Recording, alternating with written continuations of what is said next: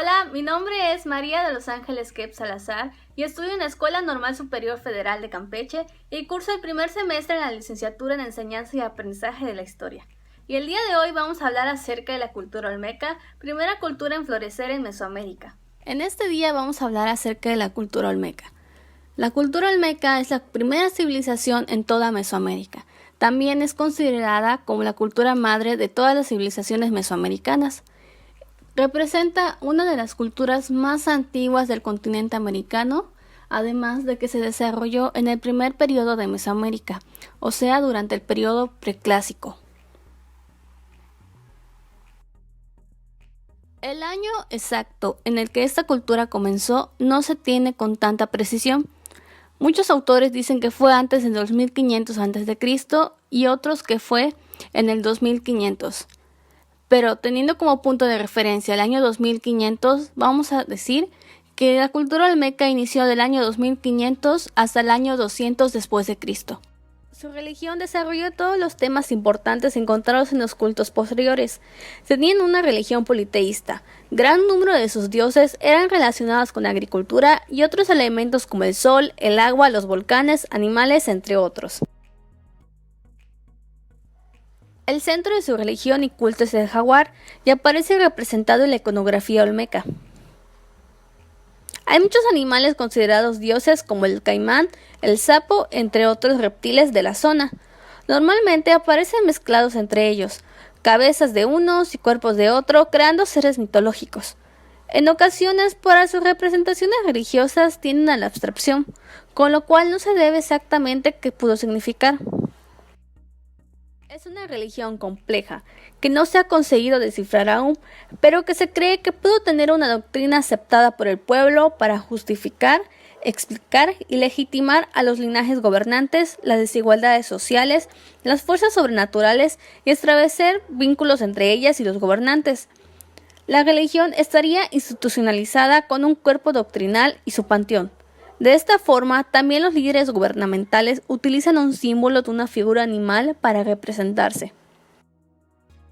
¿Alguna vez te has preguntado qué son estas grandes cabezas que aparecen en todo internet, en tus libros de texto, que las has visto en películas o te han mencionado?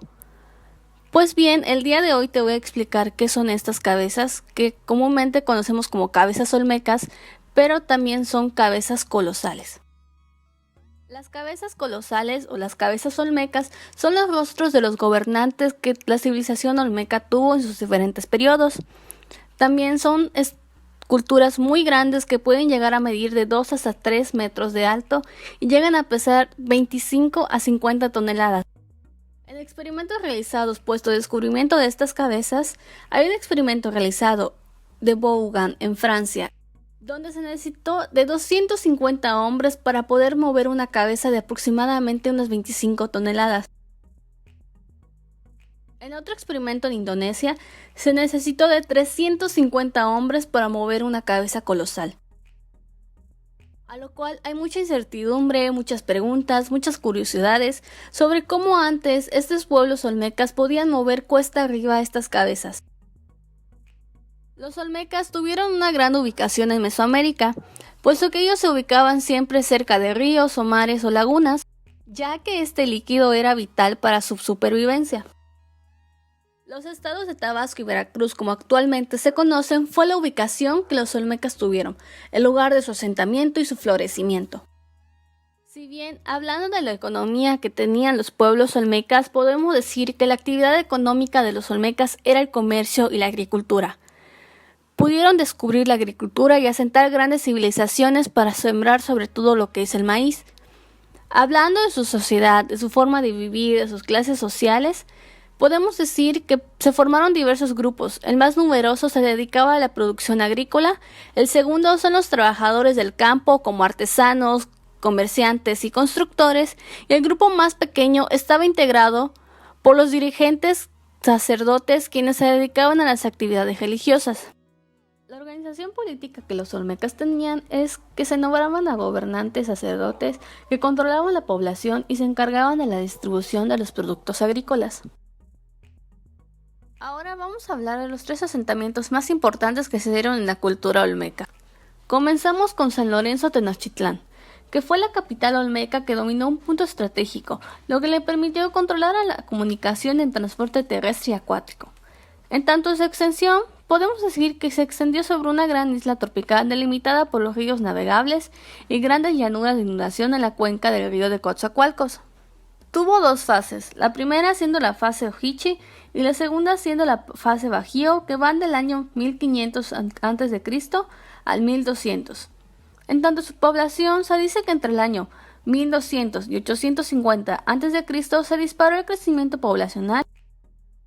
Se dice que llegó a albergar a 13.000 personas antes del 900 a.C. y en tanto se abandonó entre el año 900 y 850 a.C. comenzó el abandono del sitio y de la región circundante.